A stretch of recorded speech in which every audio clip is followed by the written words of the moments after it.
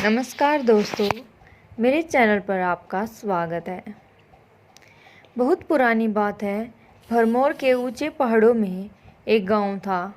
ऊपर बर्फ से ढके शीतल शिखर और नीचे घास से लदी पहाड़ी ढलान। कल कल करते झरने चौबीसों घंटे बहते रहते थे। बकरियों के गले में बंधी घंटियां बजती रहती थी। इसी बीच दो बच्चे रंजू और फेमिना एक साथ खेलते थे। रंजू गांव के जमींदार का लाडला बेटा था और फेमिना मामूली गडरिये की बेटी। लेकिन बचपन क्या जाने ऊंच नीच। धीरे धीरे दोनों बड़े हो गए। रंजू बन गया सजीला नौजवान और फेमिना की थी बड़ी बड़ी आंखें और गोरा रंग और गुणवान भी थी। पहाड़ी झरने कैसी चाल थी। बचपन का खेल प्रेम में बदलने लगा। दोनों ने एक साथ रहने की कस्में खाई। रंजू ने फेमिना की उंगली में अंगूठी पहना दी। वह अपने प्रेम का गीत गाता था। लेकिन रंजू का बाप था जमींदार और फेमिना थी कंगाल की बेटी। जमींदार कैसे करता अपने बेटे का रिश्ता। उसने पुरोहित से रंजू के लिए दुल्हन ढूंढने के लिए कहा। पुरोहित ने दूसरी दुल्हन ढूंढ दी। जमींदार की बेटी से रंजू का रिश्ता पक्का हो गया। रंजू बेचारा चुप, लेकिन फेमिना बेचारी खूब रोई। दोनों का मिलना जुलना बंद हो गया। फेमिना रंजू की याद में घूमती रहती और वियोग के गीत गाती रहती थी। लेकिन गांव में उसकी पीड़ा समझने वाला कोई नहीं था। रंजू के विवाह की तैयारियां होने लगी। सब रिश्तेदार जुड़ गए।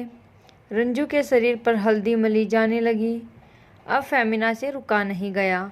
वह रंजू के घर पहुंची और पर्दे की ओर से हल्दी चढ़ते देखने लगी। रंजू ने उसे पर्दे के पीछे छिपे हुए देख लिया। फेमिना, वहाँ क्यों खड़ी हो? यहाँ आओ और मेरी मदद करो हल्दी लगवाने में। फेमिना बहुत दुखी हुई। उसने कहा, मैं हल्दी नहीं लगाऊंगी। अपनी चाची और मौसी को कहो कि हल्दी लगाएं। क्यों नहीं लगाती हल्दी? मैं तुम्हारी शादी से खुश नहीं हूँ रंजू। फेमिना बोली, किसने तुम्हारी शादी पक्की की है? सगाई किसने ली है? रंजू ने फेमिना को सब कुछ बता दिया।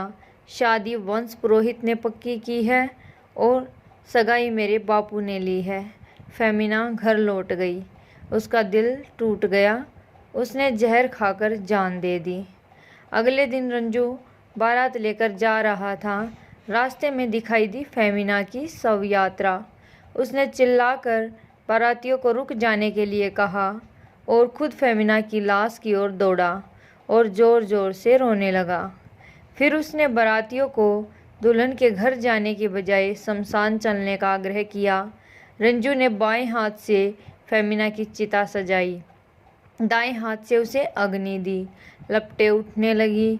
वह कह रही थी कि किसी प्रपंच से प्रेम विवाह नहीं करना चाहिए। यह कहानी दोस्तों आपको अच्छी लगी हो तो मेरे चैनल को लाइक, शेयर, सब्सक्राइब ज़रूर करना।